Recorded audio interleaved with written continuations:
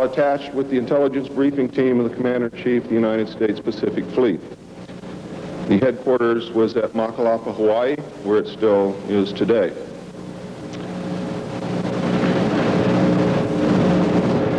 Some of the information is based upon research derived from the information that I saw. For instance, in the documents that I saw, it was stated that President Eisenhower had commissioned a group called the Jason Scholars, which was stated to have been a secret society of scholars, to research the deception, lies, facts, truth, and get at the root and the real truth of the alien question. It also stated that there was a group of 12 men formed by NSC Memo 5410, and that the study group was formed by NSC Memo 5411, and that there was another NSC memo issued to cover the actions of these men and explain the reasons why such prominent men were meeting on a regular basis, and that NSC memo was 5412/1 and 5412/2. 5412/1 was implemented in March of 1955, 5412/2 in November of 1955.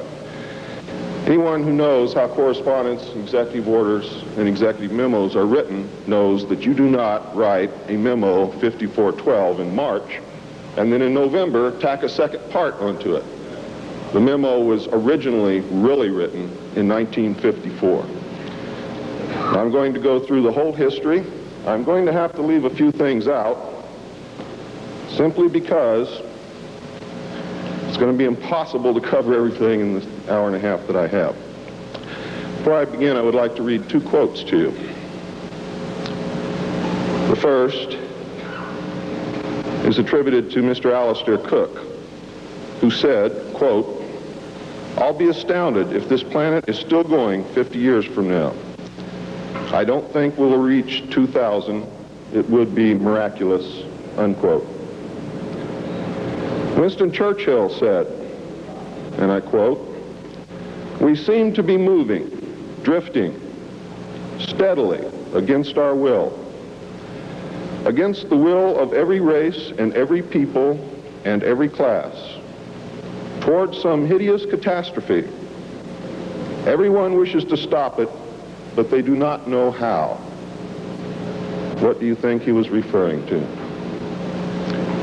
Ronald Reagan stated on October 18th, 1983, in a meeting with Thomas Dine, who is the executive director of the American-Israel Public Affairs Committee, and I quote Ronald Reagan, "You know, I turn back to your ancient prophets in the Old Testament and the signs foretelling Armageddon, and I find myself wondering if we're the generation that is going to see that come about. I don't know if you've noted any of those prophecies lately, but believe me, they certainly describe the times we're going through." Now, ladies and gentlemen, during this talk that I'm going to give you, I'm going to explain to you the history of this phenomenon, who the secret government really is, and I will name them by name, beginning group, the study group. I will tell you who they are today. I'm going to tell you what this is all about. I'm going to tell you who's selling drugs to your children, and I'm going to tell you why the United States government is afraid for you to find out what the truth is regarding UFOs.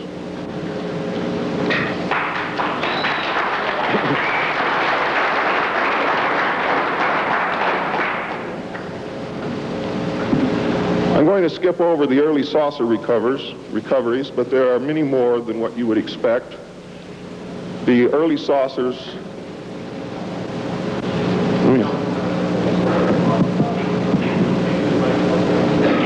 is this any better?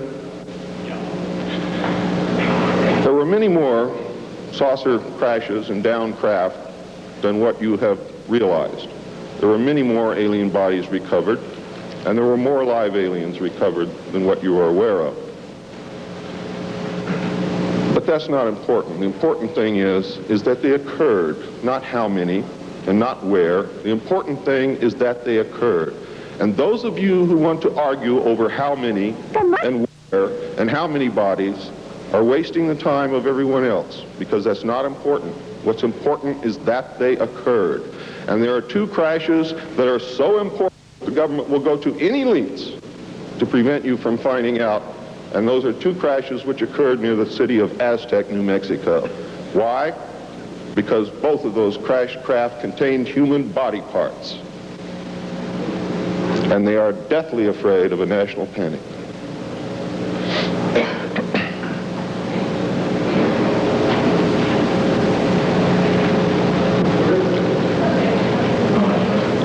Because of this, there was a very, very tight security blanket screwed down tight over all of the alien question. The downed craft, the fact that they were here, the technology that we were recovering. Some crafts, strangely enough, were not damaged at all. But we could not recognize anything that we had previously known as mechanical, electrical, hydraulic, or any other thing that we knew of, except eventually we discovered that the craft contained a small reactor approximately the size of a large football or a small basketball, which was said to be a clean reactor, and the craft, this particular craft, used or seemed to use water as fuel. Now, how that all works, I don't know. I am not a nuclear physicist. Thank God. A special group of America's top scientists were organized under the name Project Sign in December of 1947 to study the phenomenon. There was no such thing at that time as MJ-12. The whole nasty business was contained within the shroud of secrecy. Project Sign evolved into Project Grudge in December of 1948.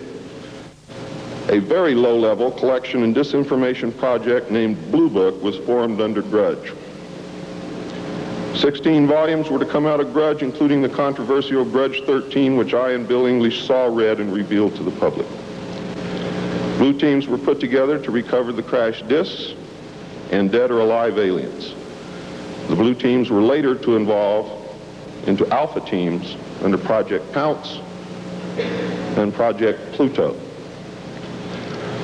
During these early years, the United States Air Force and the Central Intelligence Agency exercised complete control over the alien secret. The Air Force was later to be dropped because it was a young service and had no political power and could not overcome the power of the Army and the Navy. In fact, the CIA was formed by presidential executive order, first as a Central Intelligence Group for the express purpose of dealing with the alien presence. Later, the National Security Act was passed, establishing it as the Central Intelligence Agency. The National Security Council was established to oversee the intelligence community and especially the alien endeavor. It was not created specifically to form national policy. In fact, you can say that the National Security Council was the forerunner of MJ-12, and there was another group between MJ-12 and the National Security Council, which is to come later.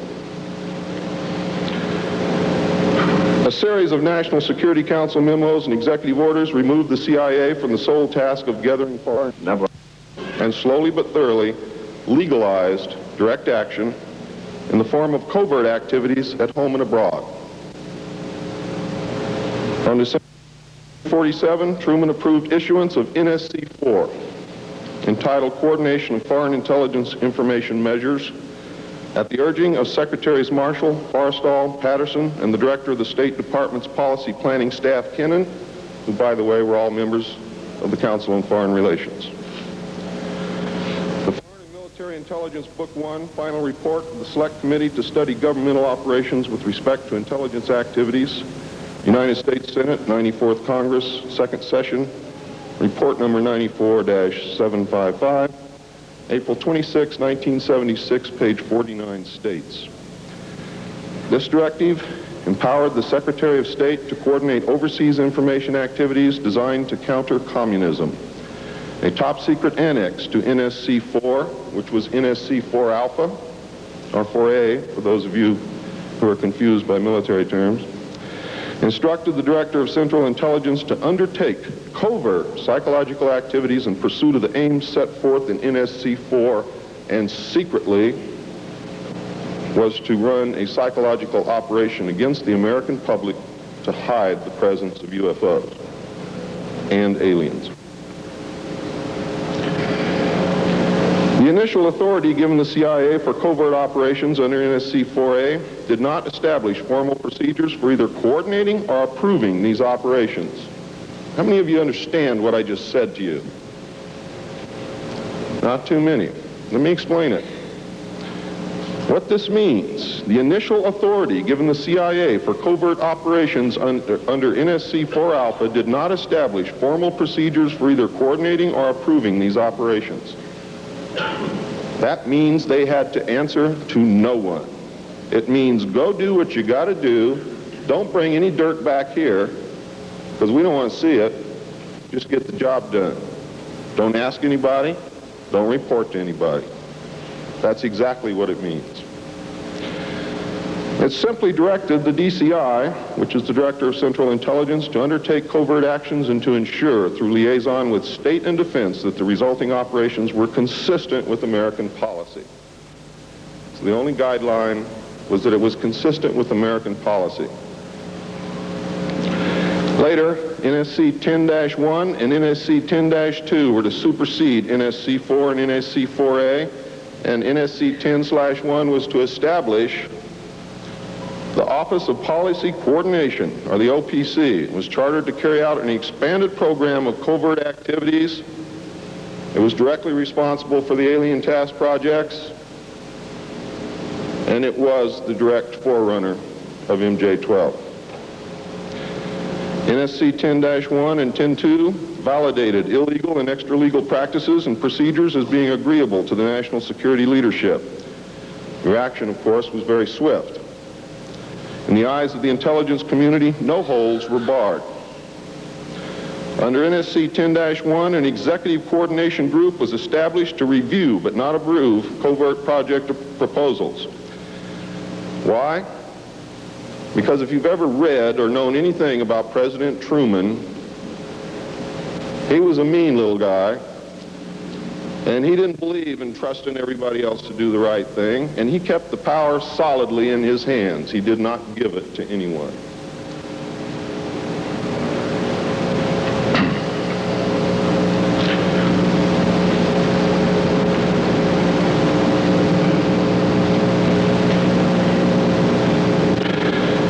ECG was secretly tasked to coordinate the alien projects. NSC 10/1 and 2 were interpreted to mean that no one at the top wanted to know about anything until it was over and successful.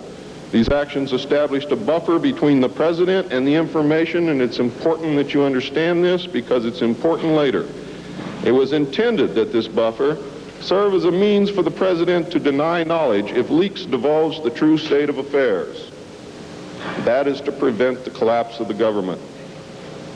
If the president can stand up and say, I didn't know about it, the government can survive. If the president cannot say that, then you have a very, very dangerous situation indeed.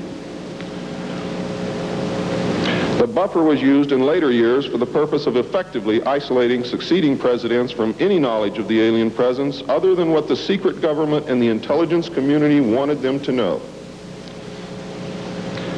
NSC 10-2 established a study panel which met secretly and was made up of the scientific minds of the day and may very well have included some of those names which are on the fraudulent document known as Majestic 12 or the Eisenhower briefing document, which is in reality a contingency plan to lead you right through the Rose Garden.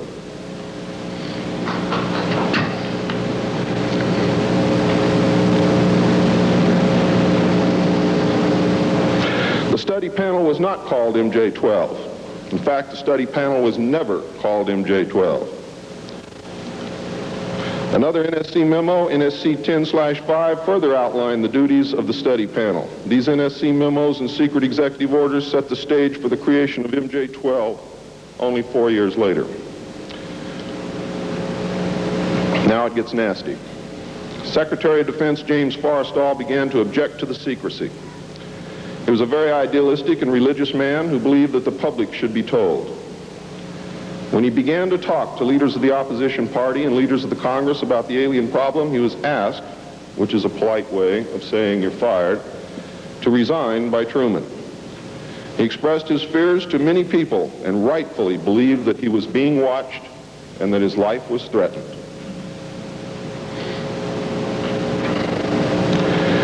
This was interpreted by those who were ignorant of the facts as paranoia, because most people had no knowledge of what was really going on. Forrestal later was said to have suffered a mental breakdown and was admitted, they say, actually, he was committed to Bethesda Naval Hospital against his will. In fact, it was feared that Forrestal would begin to talk again and he had to be isolated, discredited, and shut up. Sometime in the early morning of May 22nd, 1949, agents of the CIA tied a sheet around his neck, fastened the other end to a fixture in his room, and threw James Forrestal out the window. The sheet tore, and he plummeted to his death, and he became one of the first victims of the cover-up. The live alien that had been taken from the 1949 Roswell crash was called EB. It was short for extraterrestrial biological entity, and all aliens are not called EB. EB had a tendency to lie, and for over a year would give only the desired answers to questions asked. Those questions which would have resulted in an undesirable answer went unanswered. At some point during the second year of captivity, he began to open up, and the information derived from EB was startling, to say the least. And this compilation of his revelations became the foundation of what would later be finished, called the Yellow Book. Photographs were taken of EB, which among others, I and Bill English were to view years later in Grudge 13. Why do they keep the aliens in a Faraday-shielded environment? Because they have a tendency to disappear right through walls. And if you can prevent the transmission of electromagnetic energy, you can stop them from doing it.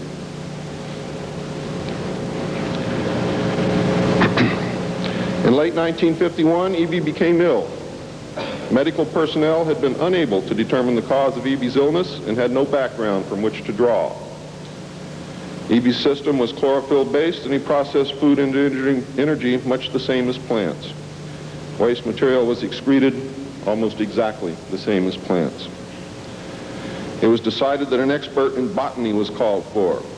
A botanist, Dr. Guillermo Mendoza, was brought in to try and help him recover.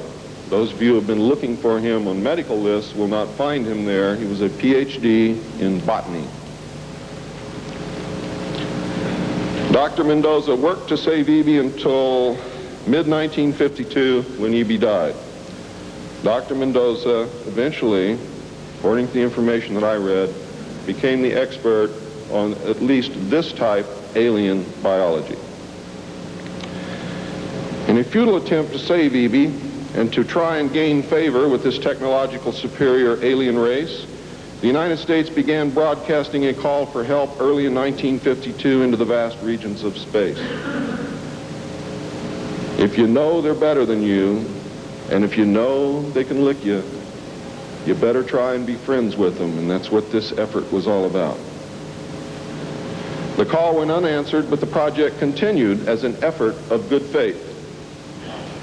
President Truman created the super-secret National Security Agency by secret executive order on November 4th, 1952, and until recent years, there wasn't one in 50,000 people in the United States who even knew it existed. Its primary purpose was to decipher the alien communications and language and establish a dialogue with the aliens. This most urgent task was a continuation of the earlier effort and was codenamed Sigma. The secondary purpose of the NSA was to monitor all communications and emissions from any and all devices worldwide for the purpose of gathering intelligence, both human and alien, and to contain the secret of the alien presence. Project Sigma, ladies and gentlemen, was extremely successful. The NSA also maintains communications with the Luna base and other secret space programs. By executive order, the NSA is exempt from all laws which do not specifically name the NSA in the text of the law as being subject to that law. How many of you know what that means? That means we have a completely lawless organization running around the country doing whatever they want to do, answering to no one, and under no law which does not name the National Security Agency in the text of that law as specifically being subject to that law by executive order of the President of the United States. That means that if the agency is not spelled out in the text of any and every law passed by the Congress, it is not subject to that or those laws. The NSA now performs many other duties and in fact is the premier agency within the intelligence community. Today, the NSA receives 75% of the monies allotted to the intelligence community. And the old sayings, ladies and gentlemen, where the money goes, therein the power resides, is absolutely true.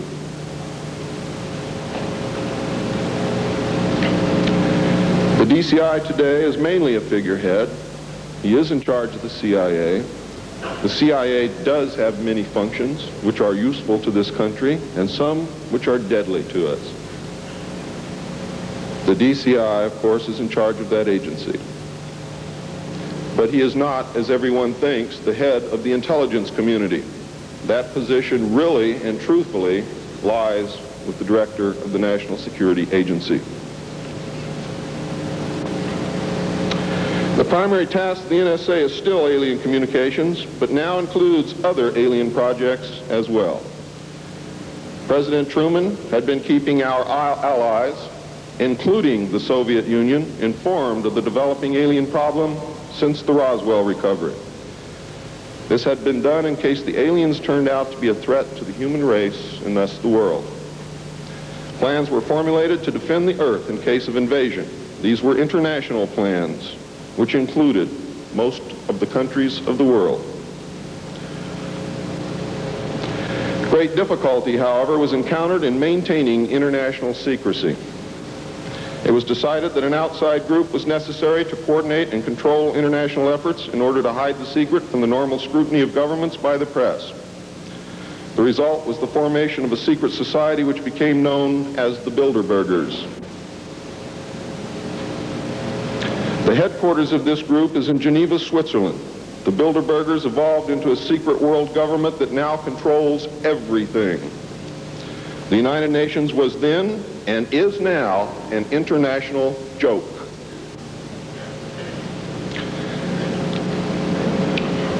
In 1953, a new president occupied the White House. He was a man used to a structured staff organization with a chain of command. His method was to delegate authority and rule by committee. He made major decisions, but only when his advisors were unable to come to consensus, and when he was in the Army, he was known as the diplomat. He was very good at what he did. He was very good at bringing people together, reaching consensus, and getting people to work for him. His normal method was to read through or listen to several alternatives and then approve one. Those who worked closely with him have stated that his favorite comment was, "Just do whatever it takes." Now here's a man very different from President Truman. He spent a lot of time on the golf course. This was not all unusual for a man who had been career Army with the ultimate position of Supreme Allied Commander during the war, a post which carried 5 stars along with it. In fact, he deserved it. This president was General of the Army Dwight David Eisenhower. During his first year in office, 1953, at least 10 more crash disks were recovered, along with 26 dead and 4 live aliens. One of the 4 live aliens died within hours of being removed from the craft. The others died approximately 3 or 4 days later. Of the 10, 4 were found in Arizona, 2 in Texas, 1 in New Mexico, 1 in Louisiana, 1 in Montana, and 1 in South Africa. And there were hundreds of sightings. Why were so many craft crashing? Because the government was scared.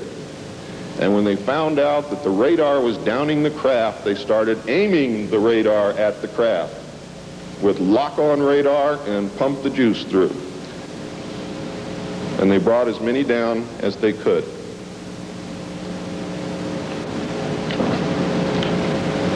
Eisenhower knew that he had to wrestle and beat the alien problem. He knew that he could not do it by revealing the secret to the Congress, because, in fact, isn't that the same as telling the public? Early in 1953, the new president turned to his friend and fellow member of the Council on Foreign Relations, Nelson Rockefeller, for help with the alien problem. Eisenhower and Rockefeller began planning the secret structure of alien task supervision, which was to become a reality within 1 year. The idea for MJ-12 was thus born. It was Nelson's uncle Winthrop Aldrich who had been crucial in convincing Eisenhower to even run for president. The whole Rockefeller family, and with them the Rockefeller Empire, had solidly backed Eisenhower. Asking Rockefeller for help with the alien problem was to be the biggest mistake Eisenhower ever made for the future of the United States and most probably all of humanity, as you will soon see.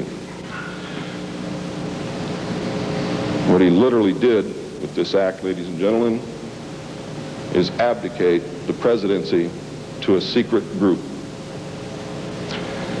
Within 1 week of Eisenhower's election, he had appointed Nelson Rockefeller chairman of a presidential advisory committee on government organization. Rockefeller was responsible for planning the reorganization of the government. New Deal programs went into one single cabinet position called the Department of Health, Education, and Welfare.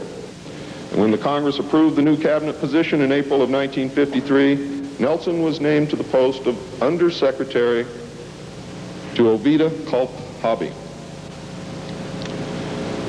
In 1953, also, astronomers discovered large objects in space which were moving toward the Earth, and it was first believed that they were asteroids. However, if you know much about astronomy, you know that you can predict or project backward orbital paths of bodies in space and determine where they come from, what they're doing, where they're going, and what their orbital path really is.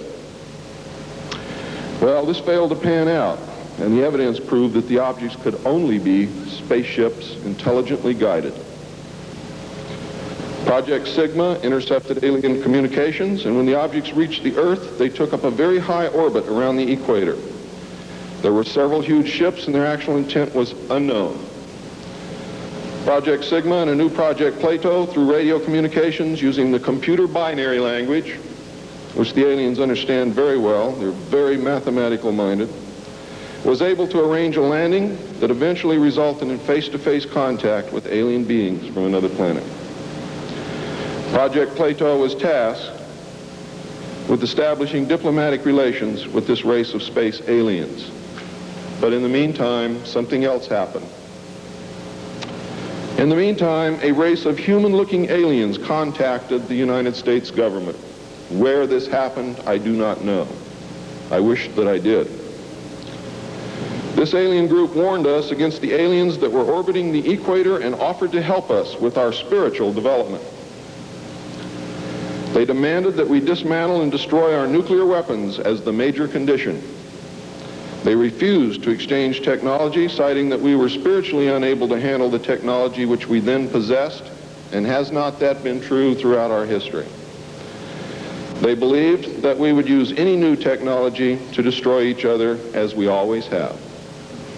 This race stated that we were on a path of self-destruction, and we must stop killing each other, stop polluting the Earth, stop raping the Earth's natural resources, and learn to live in harmony with each other and with nature. These terms were met with extreme suspicion, especially the major condition of nuclear armament, disarmament, and I have to say that I could not blame them in the face of so many uncertainties and so many alien surprises staring them directly in the face. It was believed that meeting that condition would leave us helpless in the face of an obvious alien threat. We also had nothing in history to help with the decision. Nuclear disarmament was not considered to be within the best interests of the United States, and the overtures were rejected. Later in 1954, the race of large-nosed gray aliens which had been orbiting the Earth landed at Holloman Air Force Base. It happened in 1954, ladies and gentlemen. If you take everything that Bob Ebenegger has ever said and subtract 10 years from it, you will be right on the money. A basic agreement was reached. An alien named Krill was left as a pledge that they would return and formalize the agreement. In fact, he was a hostage. This race identified themselves as originating from a planet around a red star in the constellation of Orion, which we call Betelgeuse. I believe that that's a lie. They lie a lot, and they deceive a lot, and it is evident through every action that they've ever done with us. The truth is, ladies and gentlemen, these creatures might be from Mars, really. They claim that they are from a planet which revolves around the red star, which we call Betelgeuse. They stated that their planet was dying and that at some unknown future time they would no longer be able to survive there. This led to a second landing at Edwards Air Force Base. The historical event had been planned in advance and details of the treaty had already been agreed upon. Eisenhower arranged to be in Palm Springs on vacation. On the appointed day, the president was spirited away to the base, and the excuse was given to the press that he was visiting the dentist for a toothache. President Eisenhower met with the aliens, and a formal treaty between the alien nation and the United States of America was signed. We then received our first alien ambassador from outer space. His name and title, and I know it sounds ridiculous, but it's absolutely true. His name and title was His Omnipotent Highness Krill, pronounced Krill, spelled K-R-L-L-L or C-R-L-L-L. In the American tradition of disdain for royal titles, he was secretly called Original Hostage Krill, or O-H Krill, so that Americans would not have to say, Your Omnipotent Highness.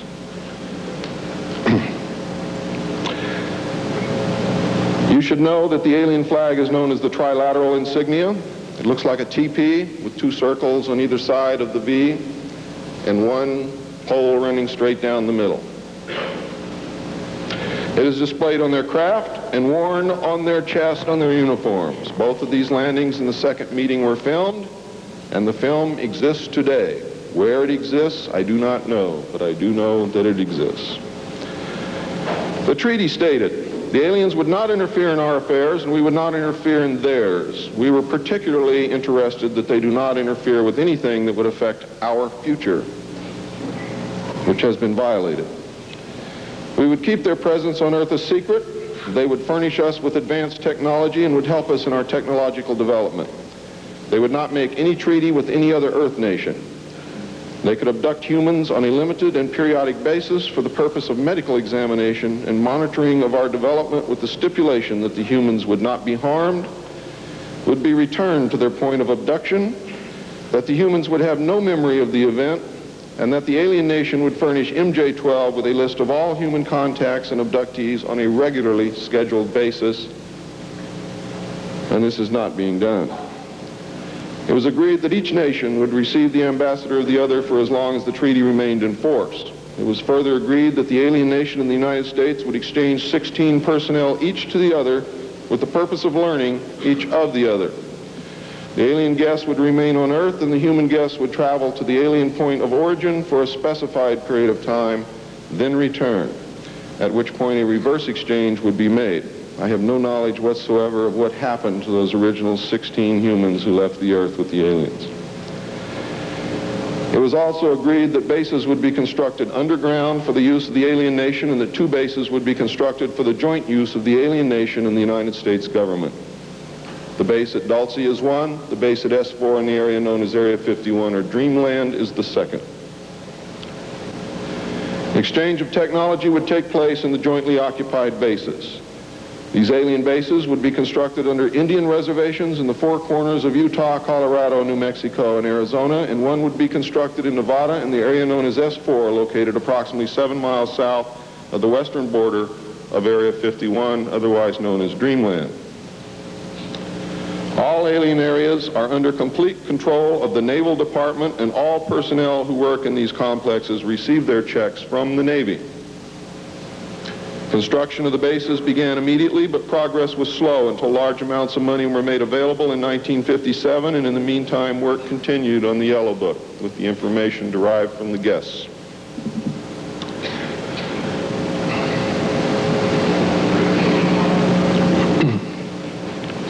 I would like to say at this time that the movie that most of you may have seen. How many of you saw Close Encounters of the Third Kind?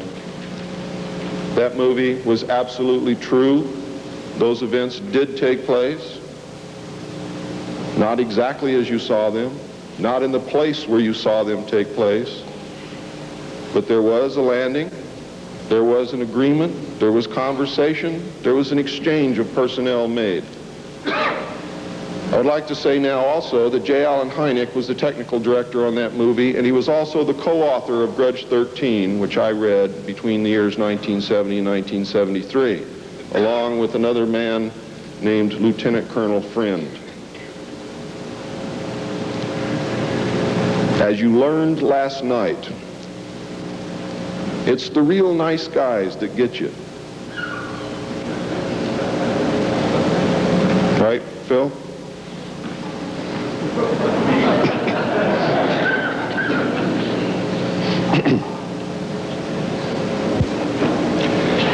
Project Red Light was formed, and experimentation and test flying alien craft was begun in earnest. As I told you earlier, many of the craft we recovered were intact, appeared to have no damage whatsoever. One craft actually exploded over the test site during testing sometime in the early 60s. I'm not sure what the exact date is, but the explosion is said to have been seen over 3 states. Project Red Light, according to the information that I have, was postponed at that time because they had no idea what had happened or why the craft had exploded, but they lost the pilots, and the project went on hold. A super top secret facility was built at Groom Lake in Nevada in the midst of the weapons test range. It was codenamed Dreamland. Until this area was built, testing was done at the Tonopah test range, and that's why some of you have conflicting information. The installation was placed under the Department of the Navy, and clearance of all personnel required a Q clearance as well as executive, which means presidential or majestic approval.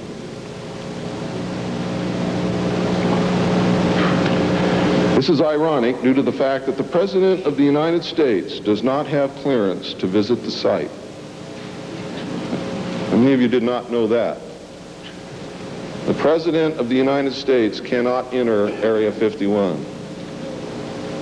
There are very many other areas which he cannot enter also. The alien base and exchange of technology actually took place in an area known as S4. Area S4 was codenamed the Dark Side of the Moon. The Army was tasked to form a super secret organization to furnish security for all alien task projects. This organization became the National Reconnaissance Organization based at Fort Carson, Colorado. The specific teams trained to secure the projects were called Delta. A second project, codenamed Snowbird, was promulgated to explain away any sightings of the red light craft as being Air Force experiments. The Snowbird craft were manufactured using conventional technology and were flown for the press on several occasions, and those of you who are my age or older will remember, as children or young adults, going to the movie and seeing in the movie-tone newsreel the Apro car and other strange-looking saucer craft that were developed by the United States and the Canadian Armed Forces as a part of Project Snowbird. Project Snowbird was also used to debunk legitimate public sightings of alien craft, also called UFOs. Project Snowbird was very successful, and reports from the public declined steadily until recent years. But not just due to Project Snowbird. There was an intense ridicule, denial, and debunking campaign going on since the beginning. People stopped reporting what they saw. A multi-million-dollar secret fund was organized and kept by the military office of the White House. This fund was used to build over 75 deep underground facilities. Presidents who asked were told the fund was used to build deep underground shelters for the president in case of war. Only a few were built for the president. Millions of dollars were funneled through this office to MJ-12 and then out to the contractors, and was used to build top-secret alien bases as well as top-secret dumb or deep underground military bases. I think dumb is very appropriate. And the facilities promulgated by Alternative 2 throughout the nation. President Johnson used this fund to build a movie theater and pave the road on his ranch, and I believe he also used it to fix his shower. He had no idea of its true purpose, but he felt that because it was military money, it was his money. The secret White House underground construction fund was set up in 1957 by President Eisenhower. And you can forget Truman, because Eisenhower has done everything that's been done to us, not intentionally, not to hurt us, in the beginning to protect us. The funding was obtained from Congress under the guise of construction and maintenance of secret sites where the president could be taken in case of military attacks, called presidential emergency sites. The sites are literally holes in the ground deep enough to withstand a nuclear blast and are outfitted with state-of-the-art communications equipment. To date, there are more than 75 sites spread around the country that I can account for, which were built using money from this fund. The Atomic Energy Commission has built at least an additional 22 underground sites, again, that I can account for. The location and everything to do with these sites were and are considered and treated as top secret. The money was and is in control of the military office of the White House and was and is laundered through a circuitous web that even the most knowledgeable spy or accountant cannot follow. As of 1980, only a few at the beginning and end of this web knew what the money was for. At the beginning were Representative George Mahan of Texas, the chairman of the House Appropriations Committee and of its Defense Subcommittee, and Representative Robert Sykes of Florida, chairman of the House Appropriations Military Construction Subcommittee. Today, it was rumored that House Speaker Jim Wright controlled the money in Congress and that a power struggle was underway to remove him. We all know what happened there, but I could not substantiate by any source the fact that he was in charge of the money. It is a rumor. At the end of the line were the President, MJ-12, the Director of the Military Office, and a commander at the Washington Navy Shipyard. The money was authorized by the Appropriations Committee, who allocated it to the Department of Defense as a top secret item in the Army construction program. The Army, however, ladies and gentlemen, could not spend it, and in fact did not even know what it was for. Authorization to spend the money was in reality given to the Navy. You'll find out why the Navy has control of all this a little bit later. It'll become clear to you. The money was channeled to the Chesapeake Division of the Navy Engineers, who did not know what it was for either. Not even the commanding officer, who was an admiral, knew what the fund was to be used for. Only one man, a Navy commander, who was assigned to the Chesapeake Division, but in reality was responsible only to the military office of the White House, knew of the actual purpose, amount, and ultimate destination of the top secret fund. The total secrecy surrounding the fund that meant that almost every trace of it could be made to disappear by the very few people who controlled it. There has never been, and most probably never will, be an audit of this secret money. Large amounts of this money were transferred from the top secret fund to a location at Palm Beach, Florida that belongs to the Coast Guard called Peanut Island. The island is adjacent to property which was owned by Joseph Kennedy. The money was said to have been used for landscaping and general beautification. The money did not begin to be transferred to Peanut Island until shortly after Kennedy's assassination. Some time ago, a TV news special on the Kennedy assassination told of a Coast Guard officer transferring money in a briefcase to a Kennedy employee across this property line. It was on television. Could this have been a secret payment to the Kennedy family for the loss of their son, John F. Kennedy? I think it was, but I can't prove it. The payments continued through the year 1967 and then stopped. The total amount transferred is unknown and the actual use of the money is unknown.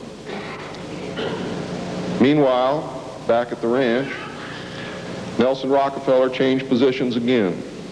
He had been in sort of a holding position until the time was ripe, and now the time was ripe.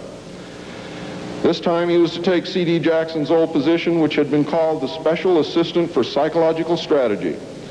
With Nelson's appointment, the name was changed to the Special Assistant for Cold War Strategy. This position would evolve over the years into the same position Henry Kissinger was ultimately to hold under President Nixon. Officially, he was to give advice and assistance in the development of increased understanding and cooperation among all peoples. Sounds very nice and innocent, doesn't it? The official description, of course, was a smokescreen. For secretly, he was the presidential coordinator for the intelligence community. In his new post, Rockefeller reported directly and only to the president. He attended meetings of the Cabinet, the Council on Foreign Economic Policy, and the National Security Council, which was the highest policy-making body in the government. Nelson Rockefeller was also given a second important job as the head of the secret unit called the Planning Coordination Group, which was formed under NSC 5412/1 in March of 1955. However, the memo was written in 1954 at the same time that NSC 5410 and NSC 5411 were written. It was not used until it was needed. The group consisted of different ad hoc members depending upon the subject on the agenda. The basic members were Rockefeller, a representative of the Department of Defense, a representative of the Department of State, and the Director of Central Intelligence. It was soon called the 5412 Committee, or the Special Group. NSC 5412/1 established the rule, for the first time, established the rule that covert operations were subject to approval by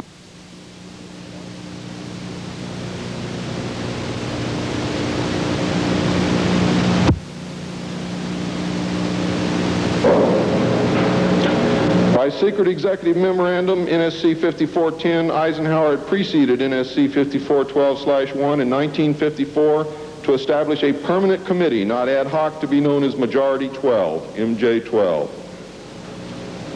to oversee and conduct all covert activities concerned with the alien question.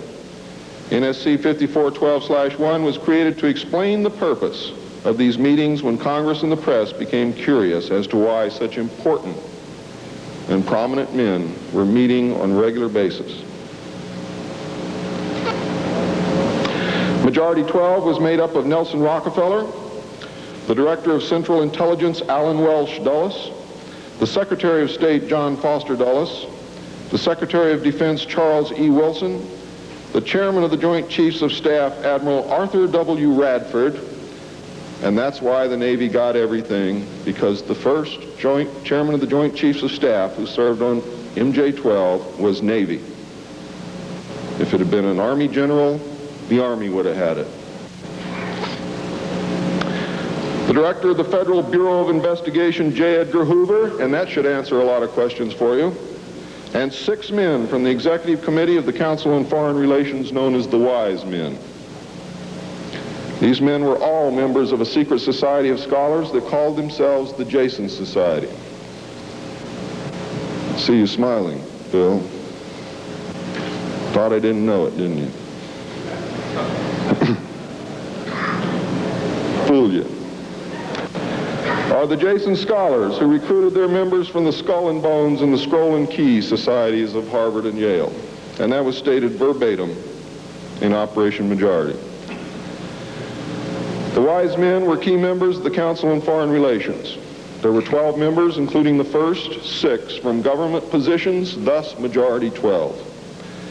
This group was made up over the years of the top officers and directors of the Council on Foreign Relations and later the Trilateral Commission. Gordon Dean, George Bush, and Zbigniew Brzezinski were among them. The most important, however, and influential of the Wise Men who served on MJ-12 were John McCloy, Robert Lovett, Averill Harriman, Charles Bolin, George Kennan, and Dean Acheson. Their policies were to last well into the decade of the 70s, and it is significant that President Eisenhower, as well as the first 6 MJ-12 members from the government, were also members of the Council on Foreign Relations. Thorough researchers will soon discover that not all of the Wise Men attended Harvard or Yale, and not all of them were chosen for Skull and Bones or Scroll and Key membership during their college years. You will be able to quickly clear up this mystery by obtaining the book The Wise Men by Walter Isaacson and Evan Thomas, Simon & Schuster, New York. And under illustration number 9 in the center of the book, you will find the caption, "Lovett with the Yale unit, above far right and on the beach."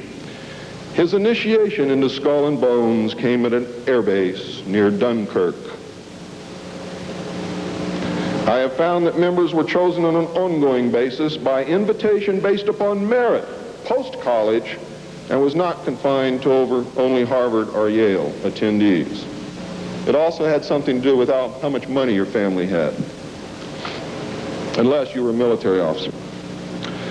A chosen few were later initiated into the Jason Society.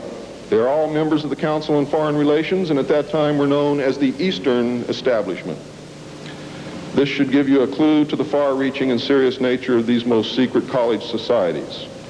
The Jason Society is alive and well today, but now includes members of the Trilateral Commission as well. The Trilateralists existed secretly several years before 1973 because I saw the name of the Trilateral Commission in the documents in 1971. The name of the Trilateral Commission was taken from the alien flag known as the Trilateral Insignia, and that should give you some clue as to how much trouble you're in. Majority 12 was to survive right up to the present day. Under Eisenhower and Kennedy, it was erroneously called the 54-12 Committee, or more correctly, the Special Group. In the Johnson administration, it became the 303 Committee, named after the room that they met in at the White House when they met at the White House. Because the name 5412 had been compromised in the book The Secret Government. Actually, it was not compromised. It was intentionally leaked to explain the purpose of the meeting of these men, so that no one would go looking for NSC 5410 and NSC 5411. And I wish you all luck. I hope that you're able to dig it out.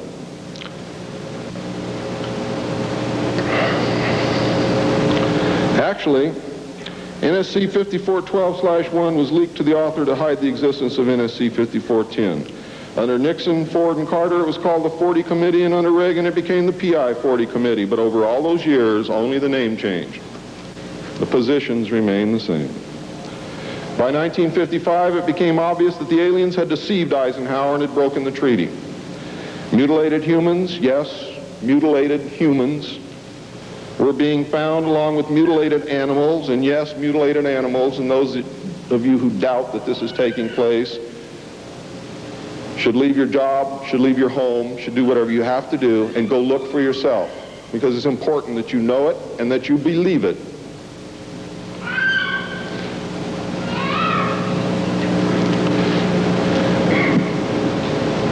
These things were being found all across the United States. It was suspected that the aliens were not submitting a complete list of human contacts and abductees to MJ-12, and it was suspected that not all abductees had been returned, and this has been verified. The Soviet Union was suspected of interacting with them, and this proved also to be true. It was learned that the aliens had been and were then manipulating masses of people through secret societies, witchcraft, magic, the occult, and religion. After several Air Force combat air engagements with alien craft, it also became apparent that our weapons were no match against theirs. In November of 1955, NSC 5412/2 was issued, establishing a study committee to explore all factors which are involved in the making and implementing of foreign policy in the nuclear age. This, again, was only a blanket of snow that covered the real subject of study, which was the alien question. For, in fact, 5412/2 had, as I told you earlier, been written in 1954, when NSC 5410 and 5411 was written, and 5411, by secret executive memorandum in 1954, the study group was commissioned to examine all the facts, evidence, lies, and deception and discover the truth of the alien question. NSC 54/2 was only a cover that had become necessary when the press began inquiring as to the purpose of regular meetings of such important men. When the press asked Gordon Dean, somewhere near the end of 1954, why they were meeting and what they were studying, Gordon Dean says, "As of yet, we have no direction, but we're working on it." It then became necessary to find a direction and find a reason for these meetings, and that's exactly what they did. The first meetings began in 1954 and were called the Quantico meetings because they met at the Quantico Marine Base. See, one thing I knew, ladies and gentlemen, I know who they are. I know what they were called. All I had to do was find out who belonged to those names. And it's impossible to hold meetings of 36 prominent men secret over such a long period of time. The study actually lasted 3 years, not forever. It was a 3-year study, period. The study group was made up of 35 members of the Council on Foreign Relations secret scholars known as the Jason Society or the Jason Scholars. Dr. Edward Teller was invited to participate. Dr. Zbigniew Brzezinski was the study director for the first 18 months.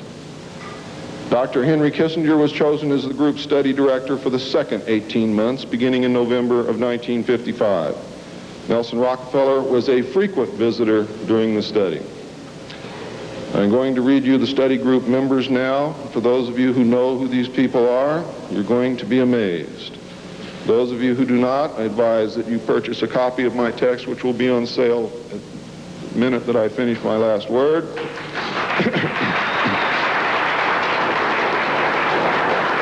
And research everything that I'm telling you, and your own research will tell you that I am telling you the truth, and I don't have to do that. You see, I'm a witness. I'm not a ufologist, and I'm not by profession a researcher. I'm doing this because I want the Constitution put back where it belongs.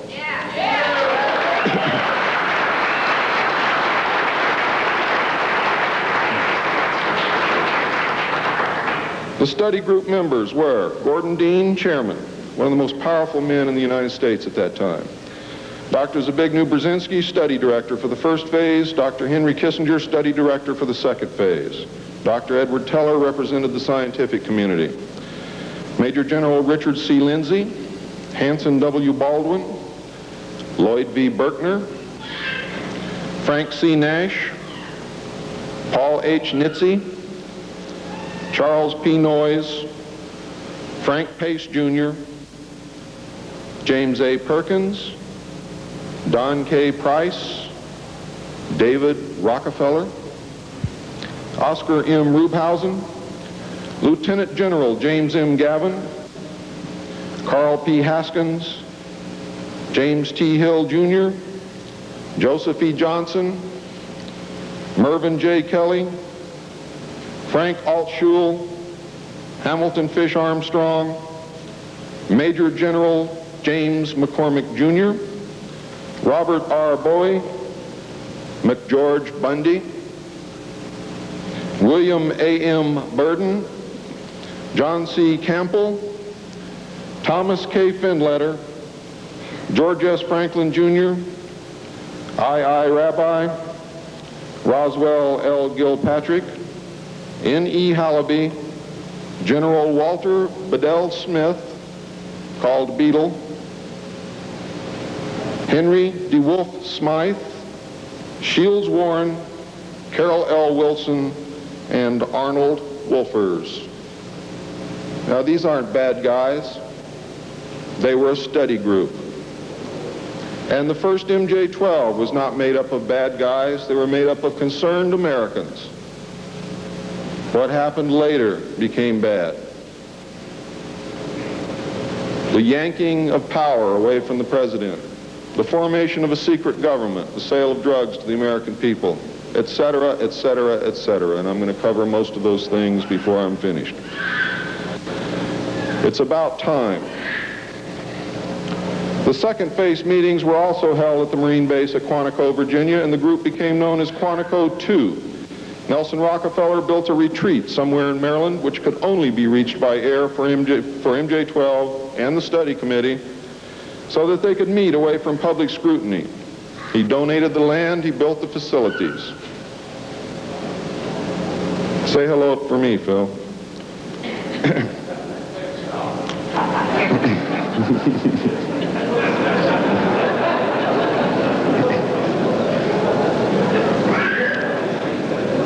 so that they could meet away from public scrutiny.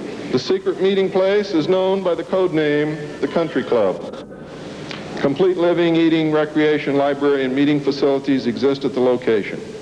The study group was publicly closed in the later months of 1956, and Henry Kissinger published what was officially termed the results in 1957 as Nuclear Weapons and Foreign Policy by Henry A. Kissinger, published for the Council on Foreign Relations by Harper & Brothers, New York. In truth, the manuscript had already been 80% written while Kissinger was at Harvard. The study group continued veiled in secrecy. A clue to the seriousness Kissinger attached to the study can be found in statements by his wife and friends. Many of them stated that Henry would leave home early each morning and return late each night without speaking to anyone or responding to anyone. It seemed, in fact, as if he were in another world which held no room for anyone else. Now, when they say that he would not speak to anyone or respond to anyone, they meant it literally. I find these statements very revealing. The revelations of the alien presence and actions during the study must have been a great shock. I know I would have been shocked. Henry Kissinger was definitely out of character during the time surrounding these meetings, as he is normally described as being a gentleman, very charming, and most people who meet him like him very much. Henry Kissinger would never again be affected in this manner, no matter the seriousness of any subsequent event. On many occasions, he would work very late into the night after having already put in a full day. Coupled with his not speaking, this behavior eventually led to his divorce. A major finding of the alien study was that the public could not be told, as it was believed that this would most certainly lead to economic collapse, collapse of the religious structure, and national panic, which would lead into anarchy.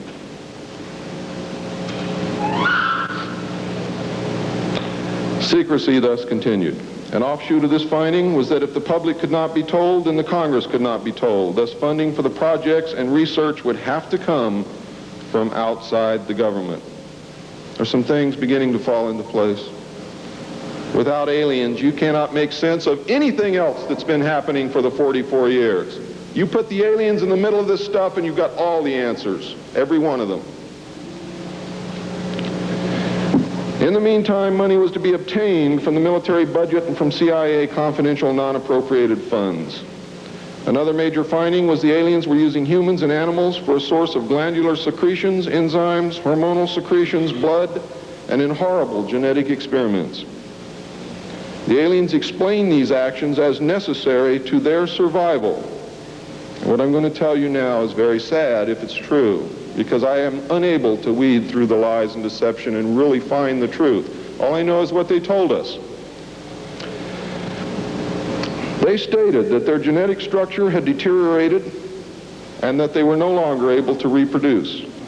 They stated that if they were unable to improve their genetic structure, their race would soon cease to exist. We looked upon their explanations with extreme suspicion. Since our weapons were literally useless against the aliens, MJ-12 decided to continue friendly diplomatic relations with them until such time as we were able to develop a technology which would then enable us to challenge them on a military basis. Overtures would have to be made to the Soviet Union and other nations to join forces for the survival of humanity. In the meantime, plans were developed to research and construct two weapon systems using conventional and nuclear technology, which would hopefully bring us to parity. The results of the research were projects Joshua and Excalibur. Joshua was a weapon captured from the Germans, which at that time was capable of shattering 4-inch thick armor plate at a range of 2 miles using low-frequency aimed sound waves. And it was believed that this weapon would be effective against the alien craft and beam weapons. Excalibur was a weapon carried by missiles not to exceed 30,000 feet above ground level, not to deviate from designated target more than 50 meters, that would penetrate 1,000 meters of tufa hard-packed soil such as that found in New Mexico, would carry a 1 megaton warhead, and was intended for use in destroying the aliens in their underground bases. Joshua was developed successfully but never used to my knowledge. Excalibur was not pushed until recent years, and now there is an unprecedented effort to develop this weapon. The people who are working on these weapons tell us that they have never been pushed so hard in their history working on any project than they are being pushed to develop Project Excalibur. Now, what I'm going to read you next may upset some of you, but it's absolutely true.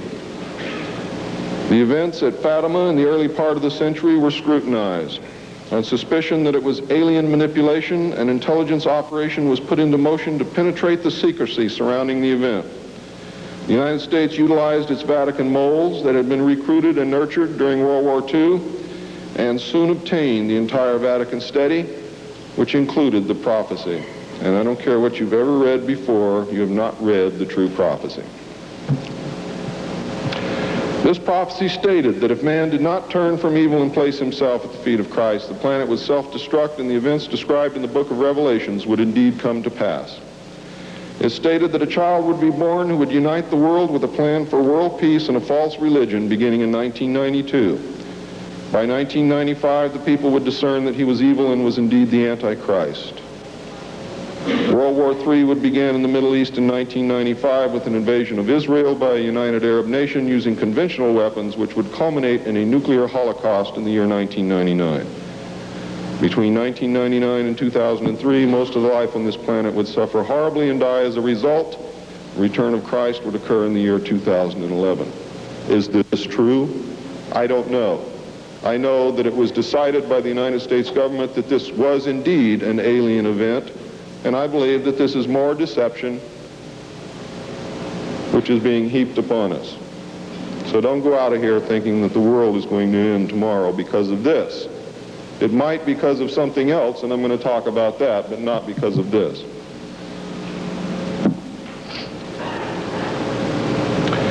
When the aliens were confronted with this finding, they confirmed that it was true. The aliens explained that they had created us through hybridization and had manipulated the human race through religion, Satanism, witchcraft, magic, the occult, secret societies, etc. They further explained that they were capable of time travel and the events would indeed come to pass. Later exploitation of alien technology by the United States and the Soviet Union utilizing time travel confirmed that indeed something bad was going to happen. The aliens showed a hologram which they claimed was the actual crucifixion of Christ, which the government filmed. We did not know whether to believe them or not. Were they using our genuine religions to manipulate us? Or were they indeed the source of our religions with which they had been manipulating us all along? Or was this the beginning scenario of the genuine end times and the return of Christ which had been predicted in the Bible? No one knew the answer, and I don't know the answer either. A symposium was held in 1957, which was attended by some of the great scientific minds then living. It was held in Huntsville, Alabama. They reached the conclusion that by or shortly after the year 2000, the planet would self-destruct due to increased population and man's exploitation of the environment without any help from God or the aliens. By secret executive order of President Eisenhower, the Jason scholars were ordered to study this scenario and make recommendations from their findings. This was done. The Jason Society confirmed the finding of the scientists and made 3 recommendations called Alternatives 1, 2, and 3. Alternative 1 was to use nuclear devices to blast holes in the stratosphere from which the heat and pollution could escape into space. I'll buy heat, but I'll never buy pollution. Change the human cultures from that of exploitation into cultures of environmental protection. Of the 3, this was decided to be the least likely to succeed due to the inherent nature of man and the additional damage the nuclear explosions would themselves create. Alternative 2 was to build a vast network of underground cities and tunnels in which a select representation of all cultures and occupations would survive and carry on the human race. The rest of humanity would be left to fend for themselves on the surface of the planet. Alternative 3 was to exploit the alien and conventional technology in order for a select few to leave the Earth and establish colonies in outer space. I am not able to either confirm or deny the existence of batch consignments of human slaves which would be used for the manual labor in the effort as a part of the plan. The moon, codenamed Adam, would be the object of primary interest, followed by the planet Mars, codenamed Eve. As a delaying action, all three alternatives included birth control, sterilization, forced if necessary, and the introduction of deadly microbes to control or slow the growth of the Earth's population. AIDS is only one result of these plans. There are others. It was decided, since the population must be reduced and controlled, that it would be in the best interest of the human race to rid ourselves of the undesirable elements of our society. The joint U.S. and Soviet leadership dismissed Alternative 1, but ordered work to begin on Alternative 2 and 3 virtually at the same time. Those of you in the state of Washington who report hearing machinery underground are probably correct. In 1959, the RAND Corporation hosted a deep underground construction symposium. I have a copy of this symposium report, which I'm not supposed to have, but nevertheless I have it. It's approximately this thick. In the symposium report, machines are pictured and described which could bore a tunnel 45 feet in diameter at the rate of 5 feet per hour in 1959. Just think what they can do now. It also displays pictures of huge tunnels and underground vaults containing what appear to be complex facilities and possibly even cities. It appears that the previous 5 years of all-out underground construction had made very significant progress by that time. The ruling powers decided that one means of funding the alien-connected and other black projects was to corner the illegal drug market.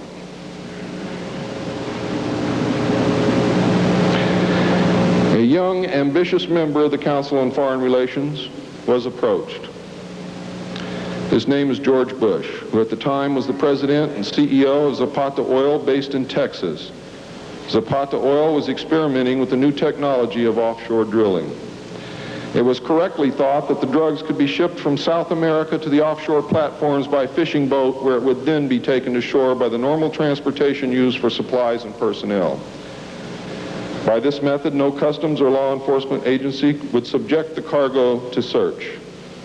George Bush agreed to help and organize the operation in conjunction with the CIA. The plan worked better than anyone had thought and has since expanded worldwide, and there are now many other methods of bringing the illegal drugs into the country. But it must always be remembered that George Bush began the sale of drugs to our children. Now, if you think I'm crazy, get off your butt and start digging, because you will find out that it's absolutely true. The CIA now controls all the world's illegal drug markets. The official space program was boosted by President Kennedy in his inaugural address when he mandated that the United States put a man on the moon before the end of the decade. Although innocent in its conception, this mandate enabled those in charge to funnel vast amounts of money into black projects and conceal the real space program from the American people. A similar program in the Soviet Union served the same purpose. In fact, a joint alien United States and Soviet Union base already existed on the moon at the very moment Kennedy spoke the words. On May 22, 1962, a space probe landed on Mars and confirmed the existence of an environment which could support life. Not long afterward, the construction of a colony on the planet Mars began in earnest. Today, there is a colony which exists on the planet Mars. It is a United States-Russian alien facility. Oh, will you stop it? This is outrageous. If you believe it's outrageous, stick around a few years. I'm not said how you come to acquire all this information. In any instance, you are insulting and manipulating. I will not shut up. I want to hear what he's got to say. I'm sure you do. This is very disturbing information, and I don't expect anyone to believe it. I don't expect one of you to believe what I'm telling you. And I knew that when I came here. I'm not one of you. I'm not a ufologist. I'm not a researcher. I have an obligation to inform the public, and once that's done, I've done my job. From then on, it's up to you, not me.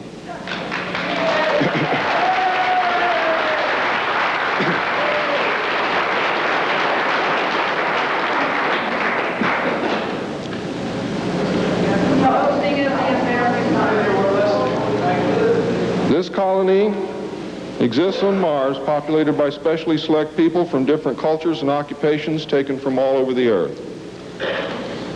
A public charade of antagonism between the Soviet Union and the United States has been maintained over all these years in order to fund projects in the name of national defense, when in fact we are the closest allies.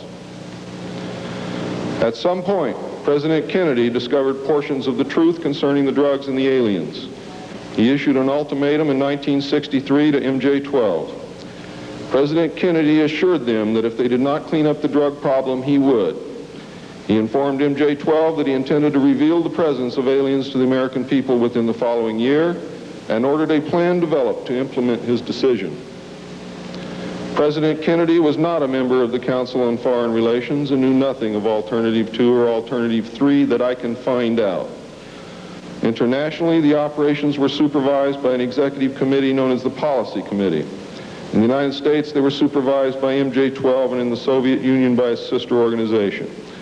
President Kennedy's decision, of course, struck fear into these people. His assassination was ordered by the Policy Committee, and the order was carried out by agents of MJ-12 in Dallas. President John F. Kennedy was murdered by the Secret Service agent who drove his car in the motorcade, and the act is plainly visible in the film. It was stated in the documents that I saw. The assassin's name is William Greer. Watch the driver and not Kennedy when you view the film, when you can find a film that even shows it. All of the witnesses who were close enough to the car to see William Greer shoot Kennedy were themselves all murdered within 2 years of the event. That's fact. The Warren Commission was a farce, and Council on Foreign Relations members made up the majority of its panel. They succeeded in snowing the American people, and they hid the truth. And many other patriots who have attempted to reveal the alien secret have also been murdered throughout the intervening years. And that is why I've been so careful about the information that I released, because it was so important that I get here today to be able to tell you the truth, and what happens after me, after today, is of no consequence whatsoever. But what you do is. During the era of the United States' initial space exploration and the moon landings, every launch was accompanied by alien craft. A moon base dubbed Luna was sighted and filmed by the Apollo astronauts. Domes, spires, tall round structures which look like silos, huge T-shaped mining vehicles which left stitch-like tracks in the lunar surface, and extremely large as well as small alien craft appear in the photographs. It is, in fact, a joint United States, Russian, and alien base. The space program is a farce and an unbelievable waste of money. Alternative 3 is a reality, and it is not at all science fiction. Most of the Apollo astronauts were severely shaken by this experience, and their lives and subsequent statements reflect the depths of the revelation and the effect of the muzzle order which followed. They were ordered to remain silent or suffer the extreme penalty, death, which was termed an expediency. One astronaut actually did talk to the British producers of the TV expose Alternative 3, confirming many of the allegations. However, I do not know who it was. In the book, Alternative 3, the pseudonym Bob Groden was used in place of the astronaut's identity. It was also stated that he committed suicide in 1978. This cannot be validated by any source, and I believe that several so-called facts in the book are really disinformation. However, I can assure you that Alternative 3 is real. I firmly believe that this disinformation is a result of pressure put upon the authors and is meant to nullify the effect upon the populace of the British TV expose entitled Alternative 3. The headquarters of the international conspiracy is in Geneva, Switzerland. The ruling body is made up of representatives of the governments involved, as well as the executive members of the group known as the Bilderbergers. Meetings are held by the Policy Committee when necessary on a nuclear submarine beneath the polar ice cap. The secrecy is such that this was the only method which could ensure that the meetings could not be bugged, and is the only place where they discuss their most secret matters. I can say that the book is at least 70% true from my own knowledge and the knowledge of my sources. I believe that the disinformation was an attempt to compromise the British TV expose with information which could be proven false, just as the Eisenhower briefing document was released here in the United States under the contingency plan Majestic 12, and which can also be proven false. Since our interaction with the aliens began, we have come into possession of technology beyond our wildest dreams. A craft named Aurora exists at Area 51, which makes regular trips into space. It is a one-stage ship called a TAV, or Trans-Atmospheric Vehicle. And it can take off from the ground using a 7-mile runway, go into high orbit, return on its own power, and land on the same runway. We currently have and fly atomic-powered alien craft at Area S4 in Nevada. Our pilots have made interplanetary voyages in these craft and have been to the Moon, Mars, and other planets aboard these craft. There's a group of pilots at the base who wear a patch, which has a little alien peeking over the bottom. It has, I think, 3 or 4 letters at top. I forget what they are, but John Lear knows what they are. There is a picture of Saturn and a picture of Mars in the photograph, and in the background there are 7 stars which are strangely shaped just like the stars in the Pleiades group. What that means, I don't know. We have been lied to about the true nature of the Moon, the planets Mars and Venus, and the real state of technology that we possess today at this very moment. There are areas in the Moon where plant life grows and even changes color with the seasons. And this seasonal effect is because the Moon does not, as claimed, always present the exact same side to the Earth or the Sun. There is an area that wobbles in and out of darkness on a seasonal basis, and it is near this area that the plant life grows. The Moon does have a few man-made lakes and ponds upon its surface, and clouds have been observed and filmed in its atmosphere. How many of you remember the period of time, several years, when almost every reported alien craft that was reported landed was on or near water and appeared to be pumping water into the craft? How many of you remember that? Quite a few. The water went to the Moon, ladies and gentlemen, to change the Moon. And it is working.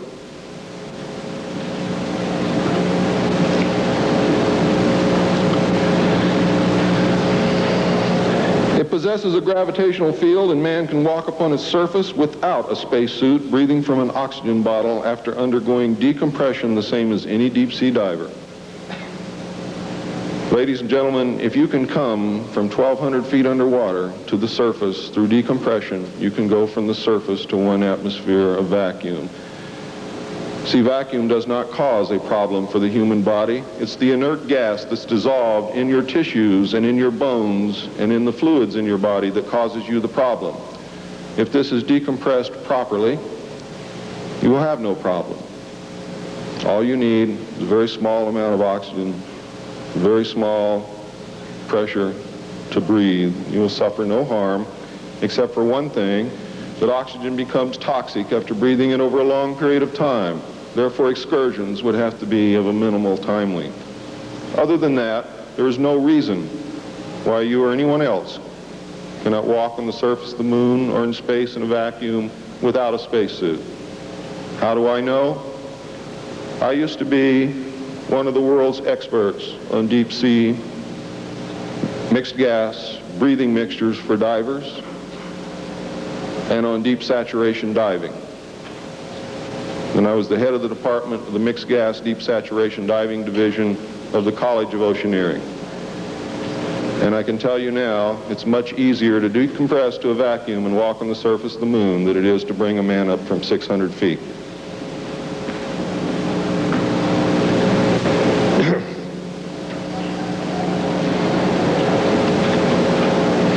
I have seen the photographs, and some of them were actually published in a book called We Discovered Alien Bases on the Moon by Fred Steckling. However, all the photographs are not there, but there are some very good ones. I would advise you to buy the book. I would advise you to look at the photographs, get the NASA number, and send for them. I doubt that you can still get them, but at one time you could. In 1969, a confrontation broke out between the human scientists and the aliens at the Dulce Underground Lab. The aliens took many of our scientists hostage. Delta forces were sent in to free them, but were no match against the alien weapons. 66 of our people were killed during this action. As a result, we withdrew from all joint projects for at least 2 years. A reconciliation eventually took place, and once again we began to interact. As far as I know, today we are interacting with the aliens. Now,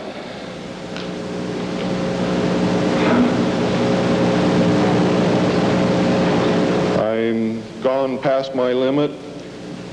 I'm not going to infringe upon the other speakers. The text of my speech will be on sale outside.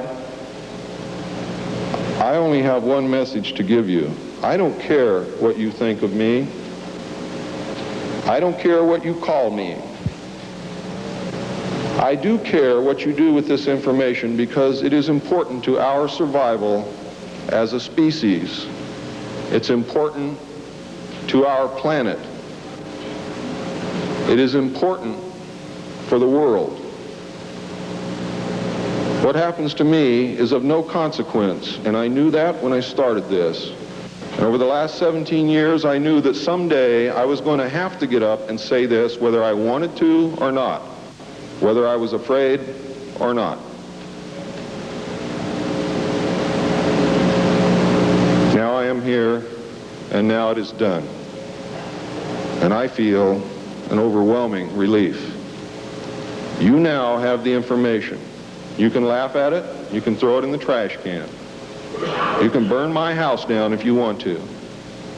But I am telling you right now, your future, your children's future, your grandchildren's future depends upon what you do with this information.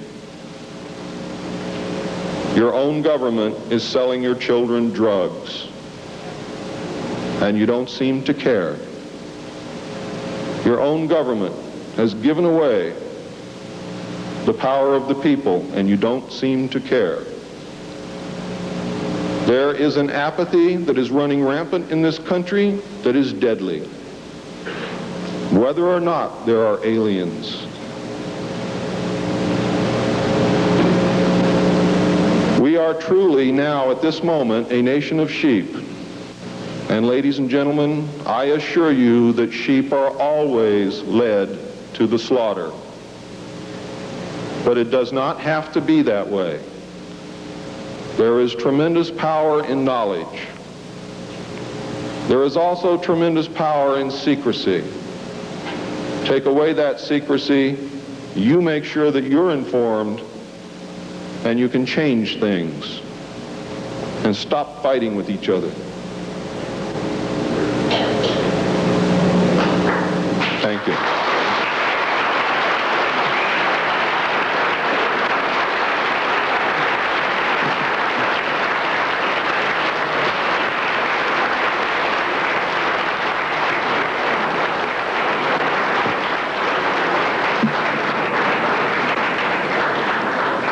This time, ladies and gentlemen, I think a 5-minute break is in order. What do you think, John? It's been a long time. Please keep it to 5 minutes because we really are very limited on time.